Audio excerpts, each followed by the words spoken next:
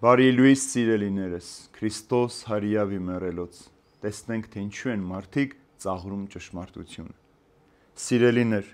գրում եմ ձեզ այս երկրորդ թուղթը, որով ձեր մաքուր մտքերն եմ արթնացնում հիշեցման համար։ Հիշեցեք սուրբ մարգարեների կողմից նախապես ասված պատգամները, ինչպես նաև ձեր առաքյաների կողմից ասված Տիրոջ եւ Փրկչի պատվիրանները։ Բայց նախ այս բանն իմացեք, որ վերջին օրերին պիտի գան արհամարողներ, ծաղրողներ, որոնք պիտի ընթանան ըստ իրենց ցանկությունների, եւ պիտի ասեն՝ ուր է նրա գալստյան խոստումը, քանի որ նախահայրերի ննջելուց հետո ամեն ինչ այն նույն ձևով է մնում, ինչպես էր արարչագործության սկզբից։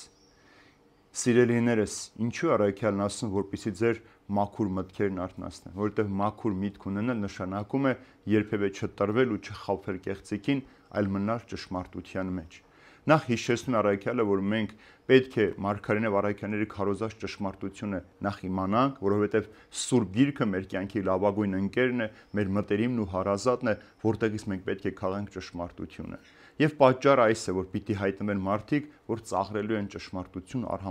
արհամարհելու են այդ ամենը։ Յուրաքանչյուր մարդ մինչև այսօր, որ թողնում էր վատ սովորություններ, մեղավոր կյանքը եւ փրկության համար դառնում է դեպի Աստված, դուրս են գալիս մարդիկ, ովքեր սկսում են նրան ծաղրել ու նվաստացնել, որպեսզի այդ մարդը իրենցից չտարբերվի։ Մաքուր առաքինի մարդը միշտ դատապարտություն է մեղավոր մարդկանց շրջանում, եւ այդ մեղավոր մարդիկ սկսում են ծաղրել, խենթ համարել, ասել, որ խելքը թռցրել է, գժվել այս մարդը, որովհետեւ դուր չի գալիս, որ այդ մարդը արդեն մաքրությամբ ու ազնվությամբ է ապրում։ Երբ ասում է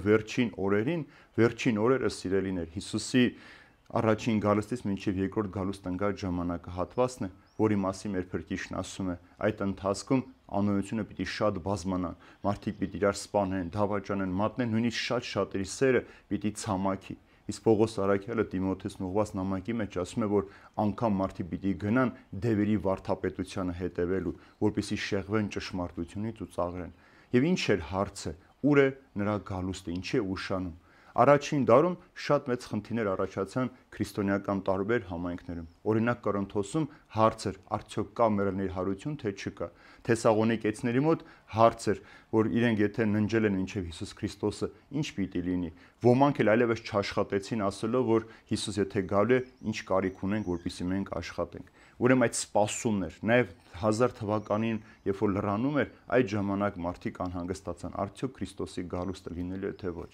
Հիսուս երբեք չի խոսել ժամերի ու ժամանակների մասին, այլ յուրաքանչյուր մարդ իր տրված կյանքը այդ վերջին օրերն են, ժամանակահատվածն է, որ մարդը ինքը պիտի պատրաստվի։ Եվ այս ծառողները, կեղծ քարոզիչներն ու ուսուցիչները հարցնում են, իսկ ուր է Քրիստոսի գալուստը, որովհետև Ադամից մինչև այսօր ոչ մի բան չի փոխվել։ Այսօր էլ մարդիկ ծաղրում, 2000 տարի ասում է քրիստոնյա ենք, այդպես էլ Քրիստոսին չտեսանք։ Քրիստոս անպայման պիտի գա, որովհետև երկնքում պիտի լրանան ընկած հրեշտակների թիվը, մարդկանց միջոցով պիտի լրացվի, որպեսզի Քրիստոս գա։ Եվ երբ որ Քրիստոս գա, այդ ժամանակ մենք պիտի վախենանք։ Հաջորդ համարների մեջ կտեսնենք, թե ինչ օրինակներով առաքյալը մեզ ցույց տալու այդ գալուստը եւ ինչպես մենք պետք է պատրաստվենք։ Բայց այս ժամանակը, որ տրված է մեզ, մեր կյանքը, որ մենք կոչում ենք եւ ապրում ենք, սրա մեջ մենք պետք է պատրաստվենք ճշմարտությամբ, Սուրբ Գրքի ընթերցանությամբ, ուղղափառ վարդապետությամբ եւ Քրիստոսի ու մարգարեների առաքյալների քարոզած պատվիրանները